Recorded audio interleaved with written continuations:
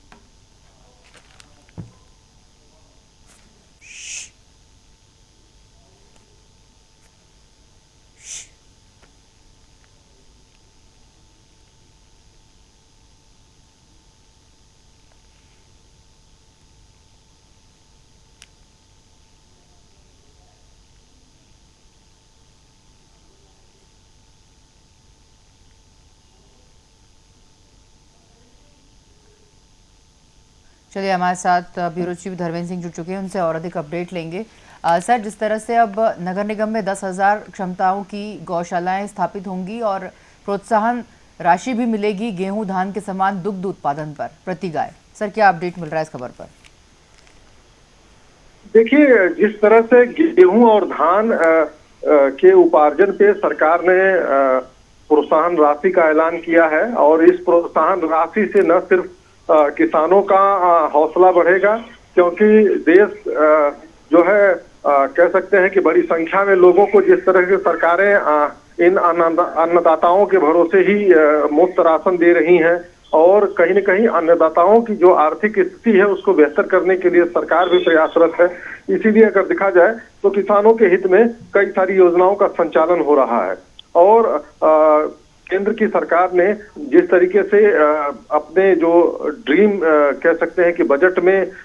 किसान को भी एक सर्वोपरि रूप से रखा है, उसी तरीके से अब डॉक्टर मोहन यादव सरकार भी अपने जो है ड्रीम जो आने वाला बजट है उसके में अगर देखा जाए तो किसान को भी उन्होंने मुख्य धारा में रखा हुआ है और किसान के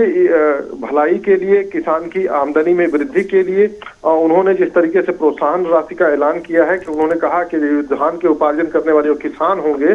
उनको 4,000 रुपए प्रति हेक्टेयर की बोनस राशि मिलेगी। तो ये जो बोनस राशि मिलेगी इससे किसानों की जो खेती करने का एक जज्बा है वो बढ़ेगा। अब सरकार ने ये भी कहा है कि जो प्रति गाय जो प्रोत्साहन अब तक 20 रुपए मिलता था, अब 40 रुपए ये बोनस मिलेगा और इस 40 रुपए जो बोनस मिलेगा तो इससे कम से कम ऐसे लोग जो गौपालक हैं या गाय पालने की इच्छा रखते हैं तो उनको एक काफी ज्यादा इससे प्रोत्साहन मिलेगा, उससे ज्यादा उनका कह सकते हैं मनोबल बढ़ेगा और जो गायों की स्थिति है वो कहीं न कहीं सुधरेगी, क्योंकि बहुत से लोग क्या है कि जो तमाम सारी गायें हैं और उनपे उनको पालने में असमर्थ रहते हैं और क्योंकि जिस तरीके से आज चारा महंगा हो गया है और उसके हिसाब से तो वो कहीं न कहीं गायों को सड़कों पे खुला छोड़ देते हैं, जिससे आए दिन न सिर्फ गायों की मौत हो रही है बल्कि अगर देखा जाए तो इससे कहीं न कहीं जो गौ सेवा की जो भावना है वो भी प्रभावित हुई है। तो सरकार ने गायों के संवर्धन और गायों के उन्नयन के लिए एक अपना जो प्रयास है जो अपना है उसको